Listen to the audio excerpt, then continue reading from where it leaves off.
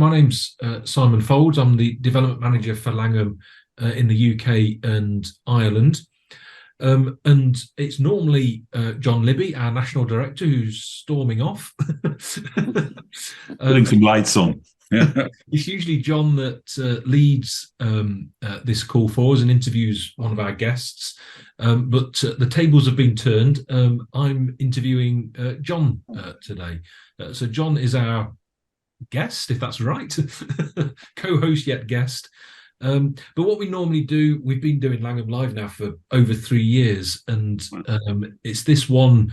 If you're in I was going to say if you're in the UK, it's not even the UK, is it? If you're in England, we're coming up to a bank holiday weekend, so we've done this the last sort of 3 years at this one in August, where we've just not looked for an international guest. We've stayed in the UK and just sort of learn a bit more what's happening in the four nations that are the UK. So usual, I mean, look, you're so well trained, all of you. The usual housekeeping, I was going to say, just make sure you're muted during this bit, but I can see you all have already. So just keep muted in this bit. John and me will chat for sort of 20 or so minutes. And then we'll go into our breakout rooms of about 5 or 6 people in each room, where we'll just pray for what John has asked us to pray for. And we'll stay in those rooms for sort of 15 or so minutes. Working out if my maths is working out right here.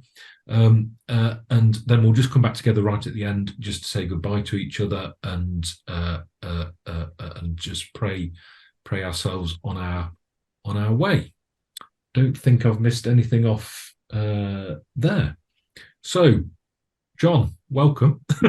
It's really good to be here. I feel as though I'm amongst friends. I suppose my first question, John, so I mean, it's usually you asking the questions, but it'd just be good to perhaps some people not knowing much, well, not a great deal about you. So perhaps just share your faith journey and what was life before Langham.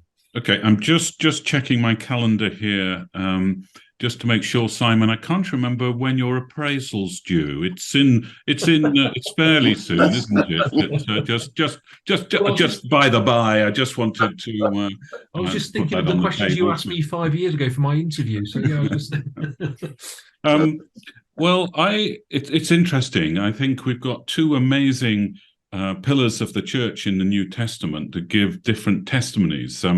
Paul knew at noon on a certain day at a certain distance from Damascus, his life just changed. And so we had the original Damascus Road conversion. But I've led a few study weekends on the life of Simon Peter. And if you ask the question of Simon Peter in contemporary terms, when did Peter become a Christian? That's quite an interesting thing to work through. And I am, I have to say, more a Peter than a Paul. I started my mid-teens on actually CPAS ventures being challenged, and I knew I wasn't. And by the time I got to 17, 18 and was about to fly the roost, I knew I was. I suddenly realized that in church I was really praying and had an extraordinary sense of God's love and his presence. And I think an understanding that grows, I hope, from year to year as to what Jesus has done for me and means for me. So that's my journey through my teens and background. Yes, yeah, very good. So after teens and schooling, where did your career take? Well, yeah, I was a schoolboy at Newcastle RGS in Newcastle, and I was in the cohort that was being asked, if some will remember those years where you did a 4th term to sit Oxbridge exams and stuff as well. But I decided it wasn't for me, and I wanted to go straight away from school. And I joined I wrote to a few merchant banks saying I'd like to have a look at you because I was interested in banking and foreign exchange and stuff. And one of them kindly took up and gently invited me down, and that was Rothschilds. And so I had a banking career that started off with 5 or 6 years at Rothschilds, which was very stimulating, and then actually over about 20 years, eventually took over the global treasury operation of a large top 5 global money center American bank. And so I was looking after the global structure of all the bad boys in banking, for those that know. So people that were looking at options and bonds and derivatives and volatility and forward foreign exchange, all those sorts of areas. And so it was really making a global team comfortable with taking risk, but then also effective in their stewardship of the bank's capital as they did take that risk. So that was interesting.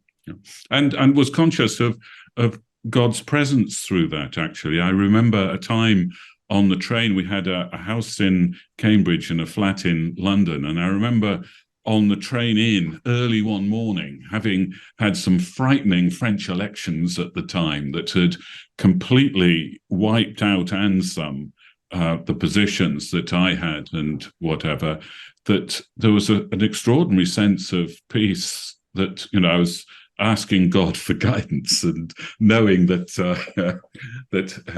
he's not going to do the specific thing that I wanted, or thinking that. But what he gave me was an incredible sense of peace, that he knew more about the interest rate differentials between London and Paris than I could ever do. And there is life after the day. And that was quite extraordinary, because through some huge transactions, managed to make back several £1 million that the weekend cost over the next couple of weeks. So there was very much an engagement. I felt led into banking, and I felt God's presence as I went through it. Yeah. It sounds like it's still that Simon Peter experience. It was sort of the faith kept deepening as it went on. Yes. Wisdom as to which side to throw the net would have been really useful. Would have been handy. So that deepening of faith and of that peace, where was that then leading you then? Okay, well, again, having done that for quite a while, felt very strongly. I was challenged by, some might remember, the late Mark Ruston, who was vicar of the Round Church in Cambridge. And I was on the standing committee of the Round Church. And Mark asked the standing committee evidently to come along early.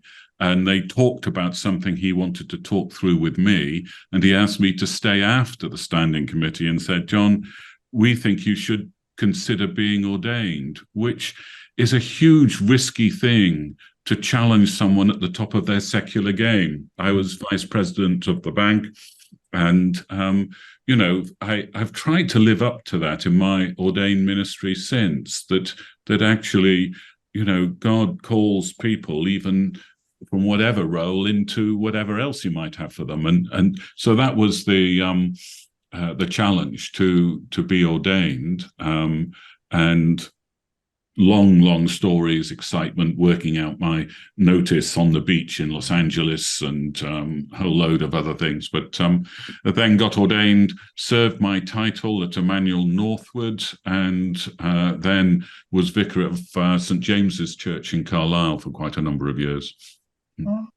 So that gets you to Carlisle. Yeah, that's right. And actually, I see Peter Quant dialed in earlier, but actually he might remember and bear testimony to some conversations that he and I had over a while. Peter was an elder at Hebron Hall Evangelical Church, a brethren church, and I was vicar of St. James's, and they kindly invited me there about once a term to preach.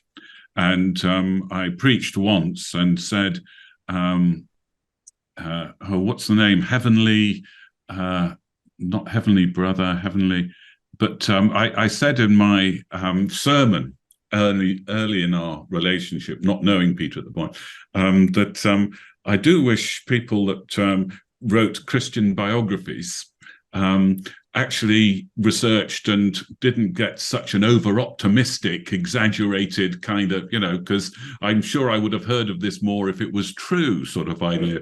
And you can imagine, if you know Peter Quant, the conversation after that service when he comes up, pulls my sleeve and says, "Excuse me, I published that book and I met Heavenly Man, I think it is. Peter will correct me, and I stand by every word that's written." So I think, Peter, that started a friendship. And while Peter was reading every book that's been published, and some that haven't, on Revelation and illustrating them, I was preaching, and there came a point where I think Peter understood there would be some role available at Langham at some point. And he said, I was looking to change jobs, and he basically said, don't move too quickly until at least you've had a look at the advert for the other.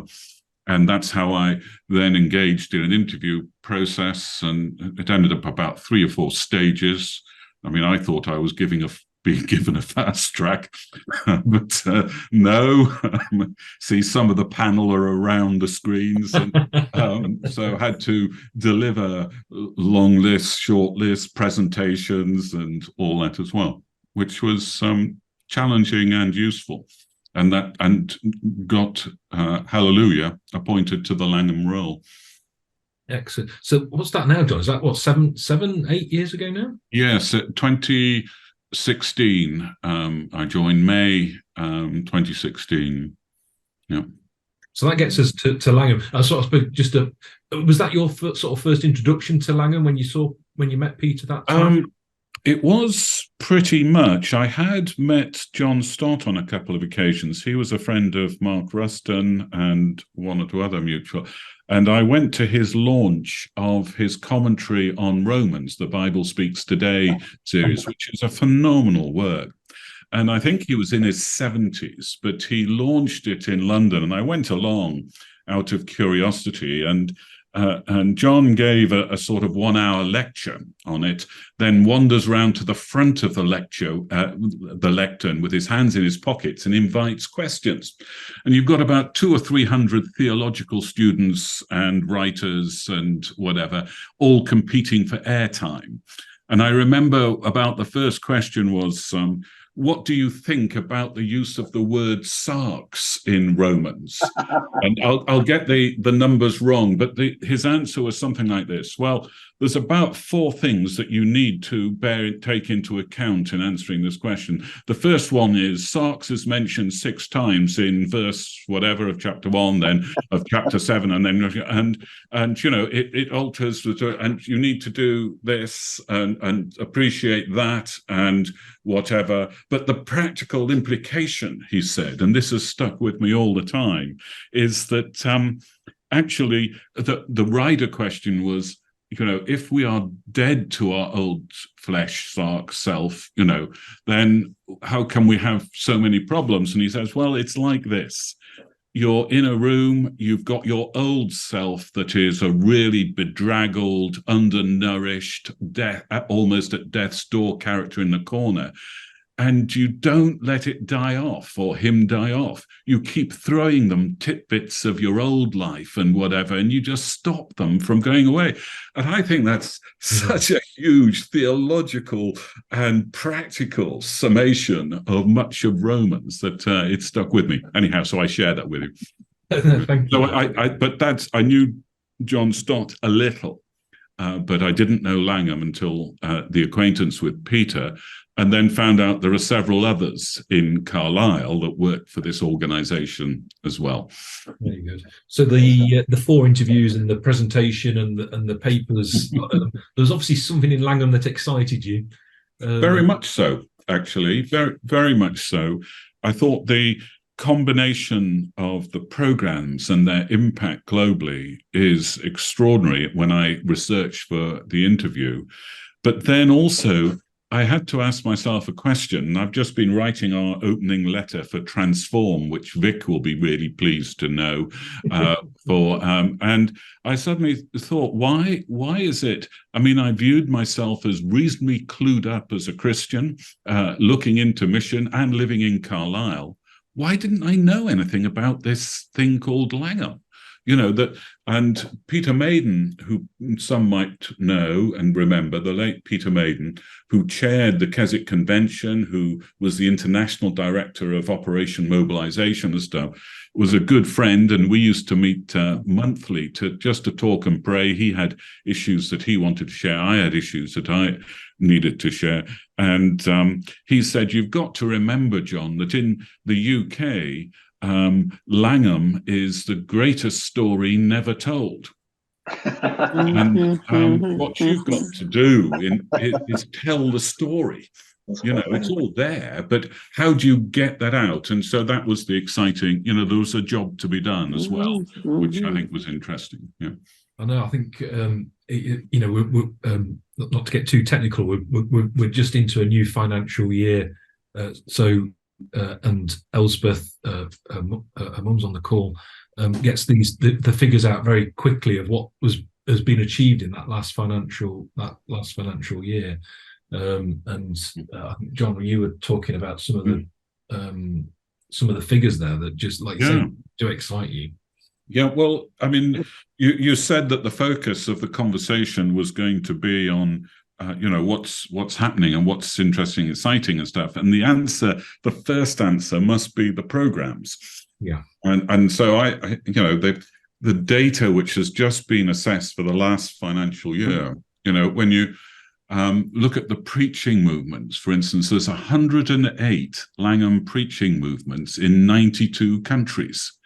I mean, that's just extraordinary. Most of it's under the radar. When you think of China, Pakistan, and Colombia, and that there's huge preaching movements that are there, and that's just one of the strands.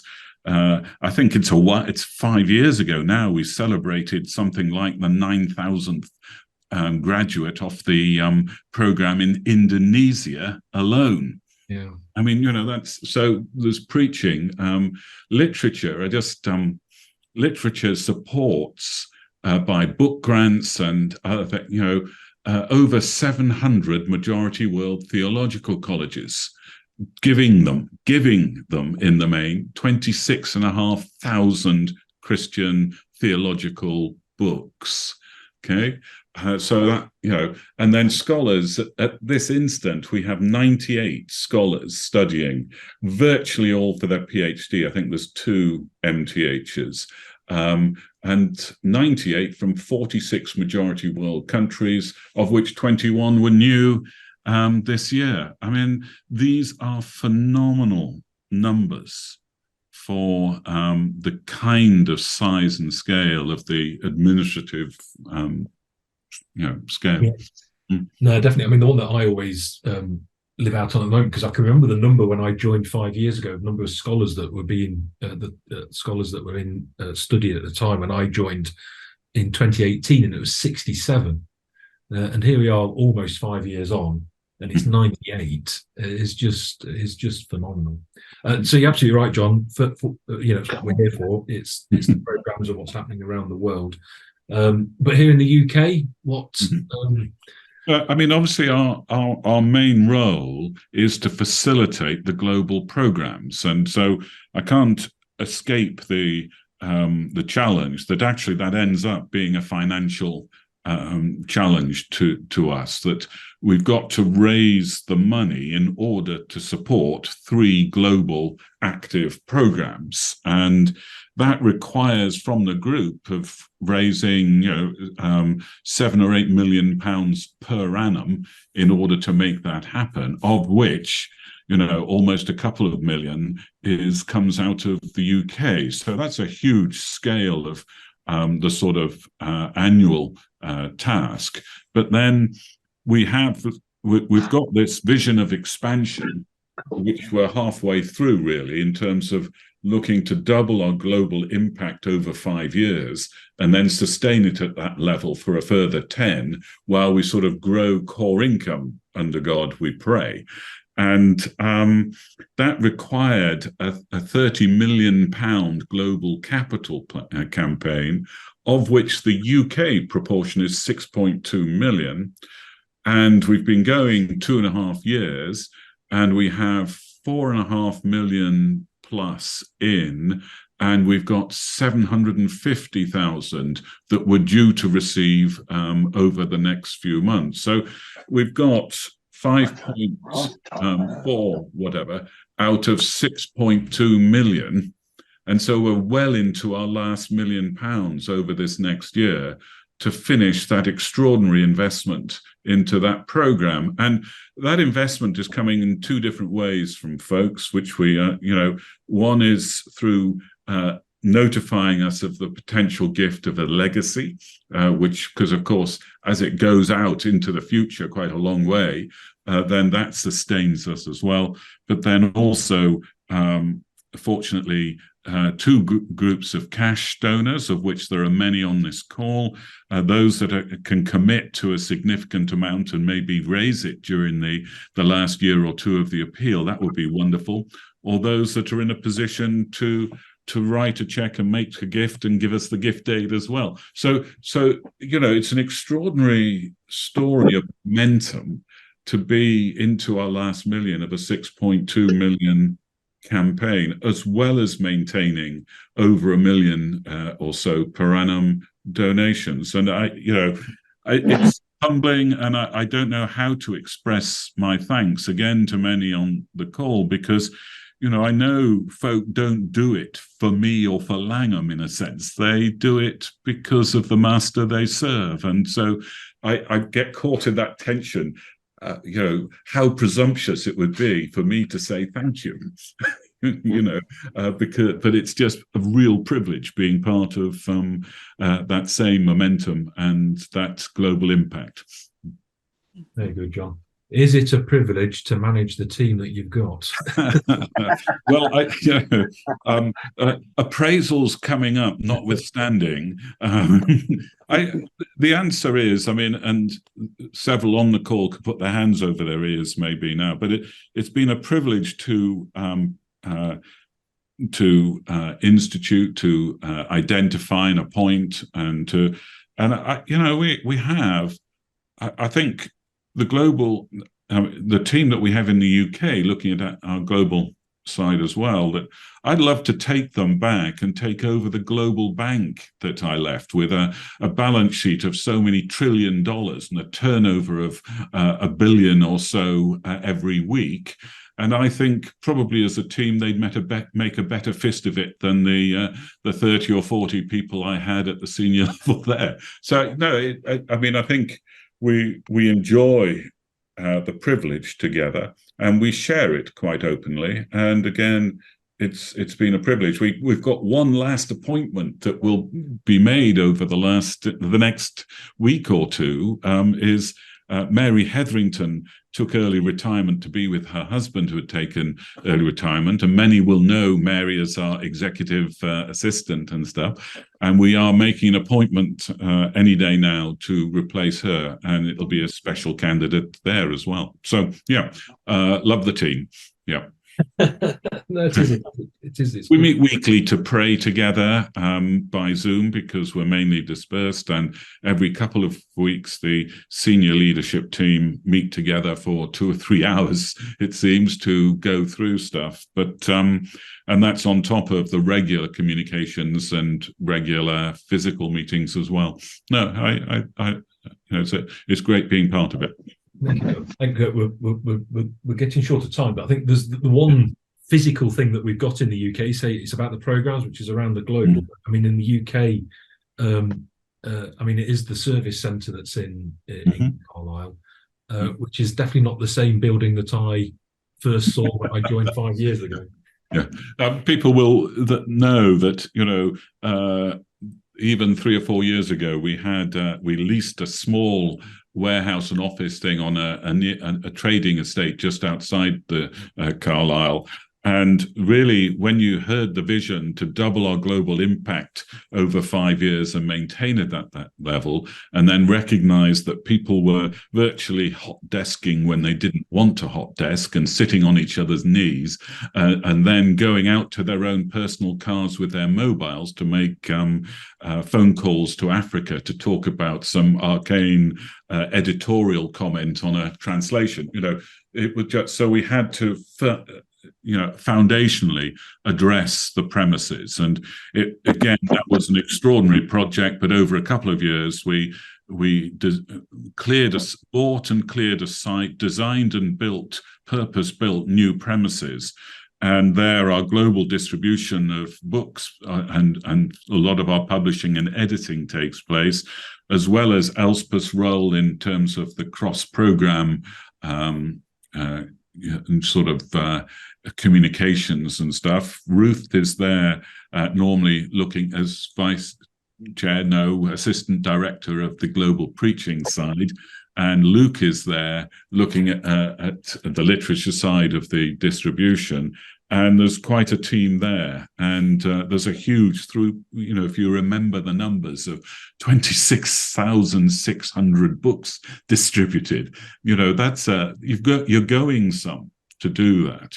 And then, of course, the global finance function is there, having that sorted out the global accounting system, and that's where David and Helen and whatever supervise, and to keep tabs on a global cash flow on a sort of 9 million or more annual turnover in different currencies, and keep clear of conscience and all the compliance and anti-money laundering, I should say, and other regulations. It's an extraordinary team.